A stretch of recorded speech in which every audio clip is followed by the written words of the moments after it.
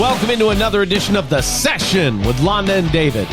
My name is David Austin. I'm Londa Sherwood Austin. Welcome back. Welcome back indeed. The new year is going strong, hun. Yeah, it's been crazy. It has been crazy, and here's what I'm talking about when I say crazy.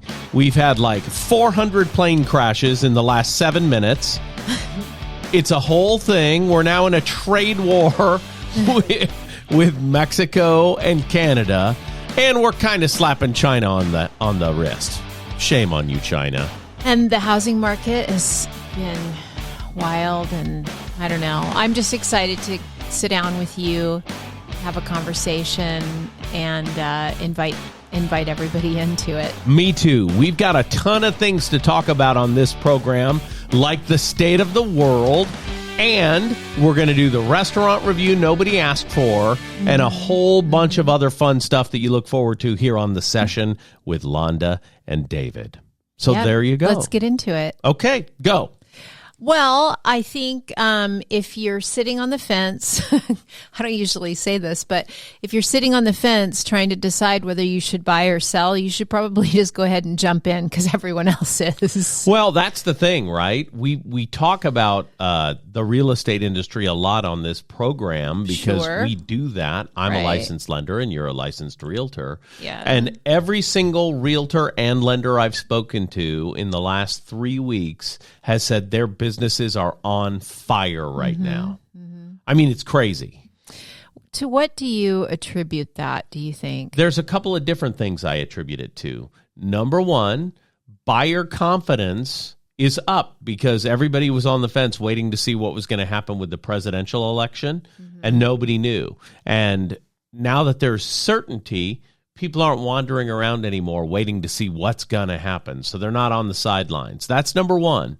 So consumer confidence. Because whether you like the results of the election or not, at least it's settled. You know, that reminds me of something we always say that, you know, a yes is great, a no sucks, but a maybe keeps you up at night. Exactly so it's right. that little bit of indecision maybe? Yeah. I don't know. I truly believe that has gone a long way in why the market was slower for a good bit of last year. Now, I'm not saying it was slower for everybody because some people adapted and overcame and did bigger numbers than they've ever done before. Yeah. But the majority. But overall, a lot of people were waiting to see what was going to happen. And those people, at least in this market where we are, they're in the marketplace right now. Yeah. Which is exciting, right? Now, everybody was hoping we'd see rates drop dramatically. They have not. Right. You know? Yeah, sorry. But one thing the people in the media are not talking about, that we're talking about this trade war, and let me tell you what I mean by that.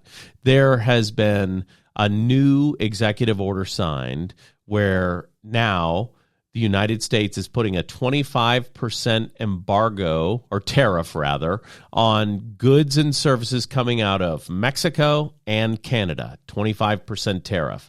They're only putting a 10% tariff on China. Okay. But for the same reason. And what they're saying is it's to slow the fentanyl from coming through what are already pretty loosey-goosey borders at Mexico and Canada. So what this is essentially, if you listen to the Trump administration, is a negotiating tool to convince them to tighten down their borders, tighten them down so people stop flowing into our country, right?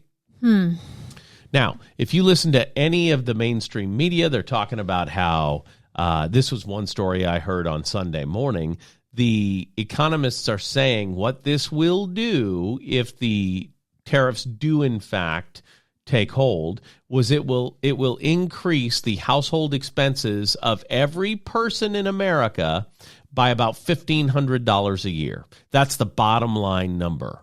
And that may be a real number. If the cost of goods goes up $1,500 per household all across America, that is inflation. But then you have to look at the things that have to do with deflation. Well, the stock market opened down on Monday 600 points, opened down 600 points. But mortgage-backed securities opened up 13 points. So while the stock market saw negative impacts, not bad for mortgage-backed securities, which are bonds. And the reason they did pretty okay Monday morning was because if people pull their money out of stocks, they usually put it in a safe haven investment. And bonds are a safe haven investment, and mortgage-backed securities are bonds. So they had a little bit of an uptick because of the news over the weekend. What does that mean, though, to the average, to me? You know what I mean? Well, let me tell you. And we don't typically get into this kind of stuff, but I think this is an interesting line of conversation today, and it's very timely. And I think, and maybe I'm wrong, maybe I'm just a dummy, but I think a lot of people are like me, and they are just like, I don't know, I don't really get it, so I don't get involved in it. I'm just trying to put food on my table. And if the price of this goes up or down, I mean, if I need it, I have to buy it. You know what I mean? Like I don't listen to a lot of news because it gets me emotionally kind of spun up and I don't like it. But maybe it would be helpful if we break some of this down today. Well, talk about that a little bit. So what does it mean to me? Because you've said a lot of words just now that I didn't really understand. Right. I'm going to be honest. Well, if the cost of goods coming from Mexico, China, and Canada actually go up. Okay. Because what the economists... Then, of course, that gets passed on to the consumer. Right. That's now exactly my stuff is more expensive. So, what the economists are saying is the bottom line numbers that they're looking at right now is it'll equal about a $1,500 a year inflation to your expenses. And you're saying that the administration is saying we're doing this to try to slow the trafficking, I don't know if that's the right word, of fentanyl. That's exactly right. But how flowing through our northern and southern borders. Oh, so this is like, hey, we want you to tighten up the borders and you're not doing it, and so we're going to punish you by economically. Oh. And what the detractors to this plan are saying is, well, you can do it all you want, but all you're doing is hurting American consumers because they buy our goods and services. But it's a longer goal. It's a bigger goal than just an immediate inflation, right? For sure. So that's what you're saying. FYI, this is a point that the current administration ran on. We want to tighten our borders and slow fentanyl and illegal aliens from coming across into our country. That's something that the Trump administration actually ran on. Oh, okay. So again, I don't pay close attention because it gives me anxiety. And, I used to be super, super on top of politics, and then it started doing like crazy things to my head, and so I don't really pay attention now for my own sanity. Right. Which is why I have so many questions, and honestly, I think I'm the average Joe. And investors pulling their money out of the stock market and putting it in safe investments, anticipating there being blowback, is what's happening right now in the market. Don't we just do whatever Nancy Pelosi's doing? That's what we should do. I watched a story about that. Tell that story. I was watching TikTok over the weekend, and because that's where we get our news now. And there was a lady being interviewed who uses like a Robinhood app or one of those small investment apps. And she has it set to mimic the trades of Nancy Pelosi, and she has another account set to mimic the trades of a top Republican. Her average is up 58%. Right. The Oracle of Wall Street is only up like 20%. And for Warren those Buffett. Thank you. Yeah. Omaha's Oracle is only up like 23, 28%.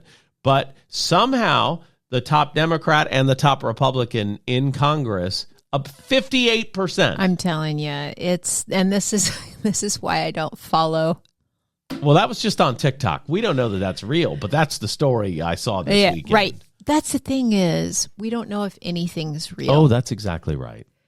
And it's so frustrating to me because we don't know if anything's real, and that's kind of where I am. Speaking of things that aren't real, we watched the Grammys.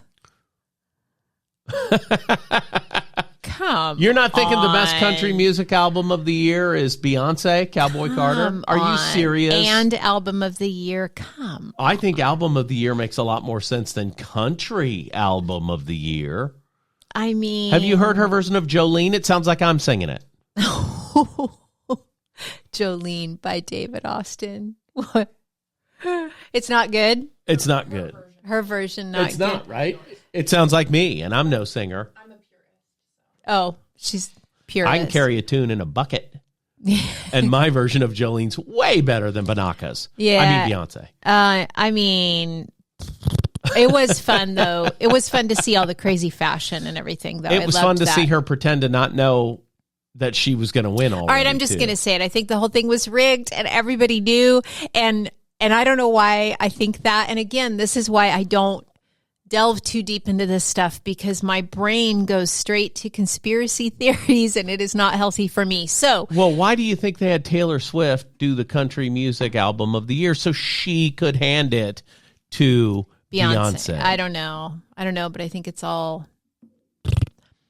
Yeah. So Beyonce's acting, though, when they showed her and she looked so surprised, it was like her acting in the movie Austin Powers Goldmember. Yeah. Do you remember that? Yeah, it was weird. But again, this is no different in my mind than, I think that politics and music and Hollywood and all of it, it's all kind of the same in my brain. Everybody is putting on a show and, doing a song and dance, Sure. trying to get people to think a certain way. And I guess... and more now than hold ever. on.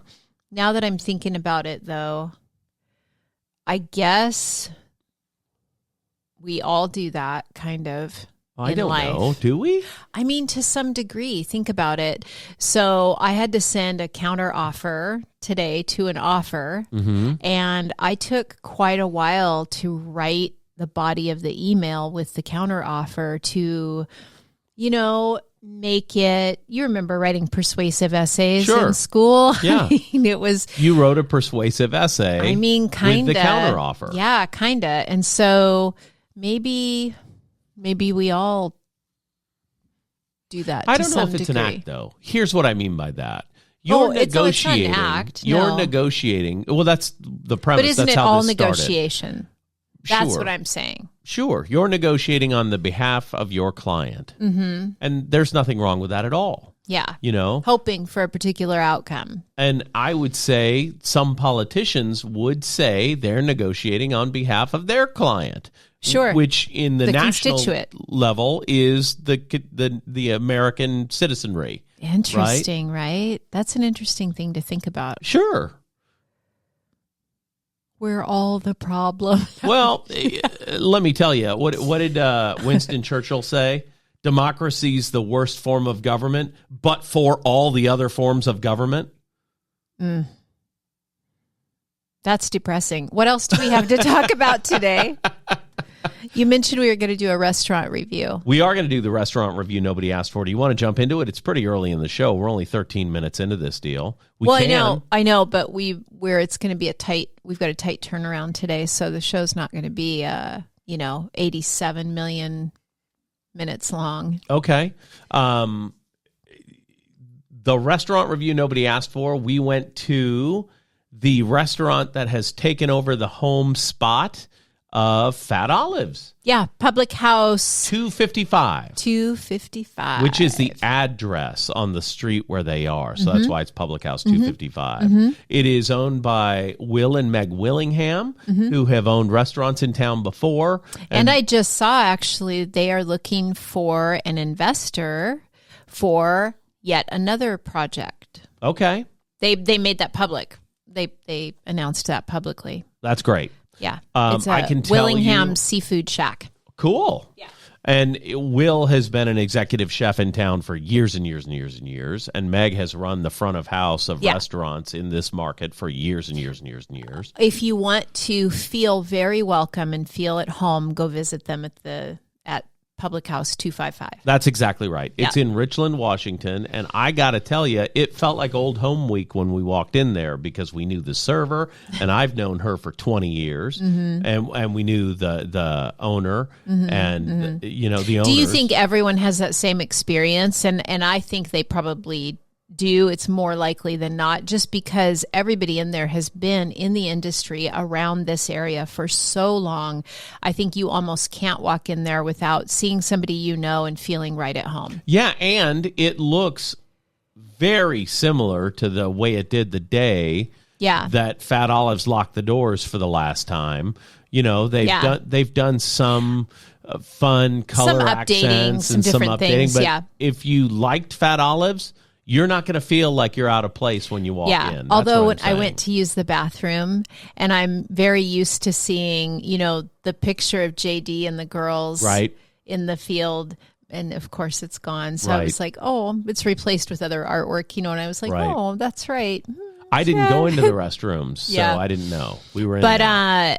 So that's great. The food, what did you think of the food? I thought it was great. Great lunch food. Loved it. I got the burger. And here's what's different about what they're doing and what Fat Olives did.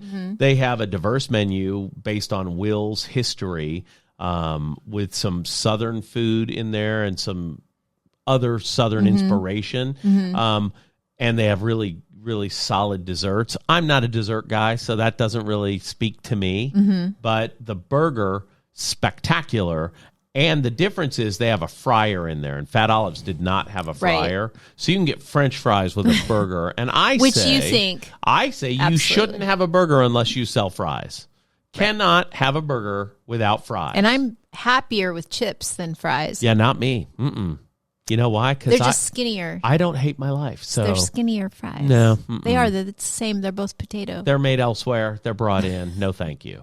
I like it to be flash frozen at some plant, maybe in Idaho, and then fried here locally, and then presented to me with my burger. That's how I like it. And they can do that. So I like that. So that's good. They also kept pizza on the menu, and if you ask, because it made sense. If you ask both of them, we weren't planning to do it, but we've got all the equipment from Fat Olives, the pizza oven and all that stuff, and they've got a great recipe, so the pizza is great there too. There you go. So there you go. So that is the restaurant review nobody asked for. Did you have a good time when we went? I did. And we also visited this last week, Italiano's. Yep, in Italiano's West Richland. Serious Pies. You got some takeout. I cannot speak to it because I didn't have any because I'm allergic to garlic, and so I didn't have any of that. It was very garlicky. Yeah. And their pizza's pretty okay. Oh. Not bad. Don't get me wrong. Pretty okay. Oop. It's not going to win an award. Okay. Okay. If I had to compare their pizza to Brick House, they are a wild runaway winner. But I don't have to compare their pizza to Brick House. So. I gotcha. Yeah. The best meal we had this week was last night at our kids' house. Oh, that's exactly right. Yeah. We had. Oops. Oh, we're opening a FERPTA certificate. What are you doing here? What are we doing? But you need to close that. Getting rid of that. I don't even know what that was about. Make that go away. I don't even know what happened. You pressed a button on the keyboard. I should not be allowed to touch anything. Yeah. So we had dinner with some of our kids last night, and that was the best meal. And I finally got to have a slice of birthday cake, which was great. And so I didn't know you wanted birthday cake on your birthday last week, or I'd have gotten you one. I don't really want birthday cake. I want like a little slice of birthday cake. Do you know what I mean? Like I want it once. I don't want a whole cake. So that actually worked out perfectly. And I don't want a cupcake because it's different. And you did have birthday cheesecake at Public House 255 on your birthday. They threw that in because it was your birthday. They did, but I tried to get. They were like, "Oh, it's your birthday. Let's do dessert," and they told me the desserts, and I don't do well with dairy, right? So she really, really wanted me to try that cheesecake, and I felt pressured to get it and took it to go. I did try it. It's delicious. The poppy seed cheesecake. It doesn't make sense when you read it on the menu, but it is absolutely delicious. However, I have a dairy thing, right? So It's weird that you have a dairy thing, but your favorite cake that I recall is Tres Leches, which says dairy, dairy, dairy. And that's none of my business. Food for me is a calculated risk every time I eat. Right. Because I have so many sensitivity. I have so many severe allergies and sensitivities that it's a roll of the dice every single time that I eat.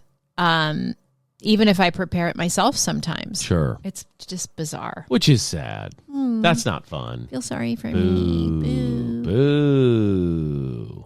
Yeah. So there you go. Okay. Well, That's that. That's all the restaurant I have.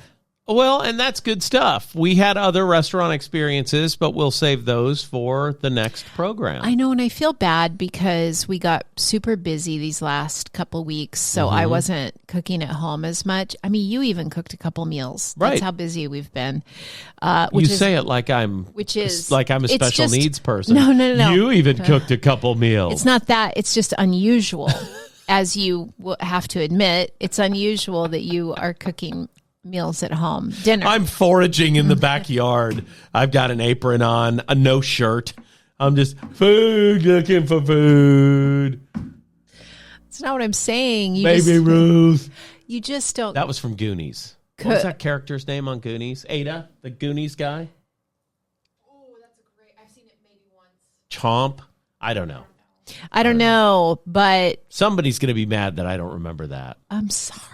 You could. Baby Ruth. You should text him right now. Don't. It'll pop up on the screen. Nobody wants to see that. No, when they're listening to it, they should gotcha. text you. Yeah. So at any rate, yeah, it was busy, and then we had to eat out some, and I really don't like it. And so, you know what I'm hungry for, though, again, is Gray's Wings and Things. I've been thinking about them wings since we had them. They're so good. They sold out this weekend. So I was very happy for it's them. It's because people are listening to this podcast and know that you love them so and much. And I love that both of you went and patronized. You rushed the stand. Both of you rushed the stand. Oh, my God. It's so funny. Oh, God. That's funny stuff. I will say that if you don't follow me on social media, you probably should, because our whatever content creator, our creative director, social media manager, Girl Friday. I don't know why she never wants to be on the program. Is getting a little sassy with the posts. Okay. A little sassy. I saw the one today about you could hire other realtors. Sorry if you do, or whatever you said. I don't know what you said. I didn't say anything. She said, walk into the building. I want to film you walking into the building. Maybe look at your watch or something like you do, which I often do. That's all I knew. Well, That's all I knew. That's all I knew. I saw the video, and today, here's what I thought. I thought the video was way better acting than Beyonce. It is sassy, though, so go follow Me? Londa Sherwood Austin on all platforms. And for I think she's taking it up a notch. I like it. Yeah. And when she starts cutting our clips from the podcast, it'll be even better. Yeah. Because that's just me doing it with the help of AI now, and I'm not good at that. So let's talk about that for a second, because you and I have been talking a lot about AI, and I've been talking with some other realtors about it. And somebody was saying they were thinking about doing a class on how to use AI in real estate other than for your listing descriptions. Because she's like, that's all I'm seeing people use it for is their listing descriptions. And by the way, it's ridiculous for that. Don't just use and copy paste. Don't ever tell me your home has a resplendent kitchen. No one knows what that means. You got to edit that, baby. We had one recently. A buyer was like, gosh, this sounds amazing. Let's go look at it. And we drove up, and there was a shotgun blast through the front door. I mean, it wasn't that bad. You'll marvel. But let me tell you. I sure did marvel. I sure did. In horror, yeah, our clients wouldn't even get out of the car. Nope, this is a hard no. Hard no. Round it up. They were like, no, That's literally what happened. Get back in your car. We're not even, because if I've scheduled an appointment, I want to go at least open the lockbox, take a look through as a courtesy, right? Because sometimes you do roll up and your client's like, nope, this is absolutely no. I didn't even, the courtesy. If you wanted to use AI to talk about that particular house, it should have said, similar to war-torn Chechnya. I mean, that would have been accurate. Invoking explosions not far from the main house. You know what I mean? That's what it should have said, because it was crazy. It looked like we were on the Gaza Strip. It was nuts. But having said all that, what do you think about AI and particularly ChatGPT and how people can utilize it in their daily lives? I think it's really good to clean up shoddy writing, but I think you need to have an understanding of your own tone before you let AI take over for you. If your average business correspondence is KK or TYTY. But you can tell it to the tone. Yes, you can. That's what I'm saying. So know your own tone. Oh, I see. Before you let it take over. Because you can't go from TYTY to enjoy the vast, resplendent views. Right, I see whatever what these you're things saying. say. They're ridiculous. So wouldn't you, okay, here's a question. Because I try to speak in the other person's voice so they hear me. Does that make sense? Sure. Or do I need to give explanation? No, that makes sense. You're an empath, so you try to make it comfortable for them. Well, it's like we speak differently based on our personalities. So if you speak German and I speak French, I want to speak to you in German so you understand me. It's that kind of concept, right? Sure. So I speak in your personality if I can. So I'm wondering now if ChatGPT would make that even easier. It will, because you can specifically say, describe this house with a story in the style of Edgar Allan Poe. You can tell it anything you want. I think is what they did on that shitbox that we showed. That's what they should have done, because it was eerie.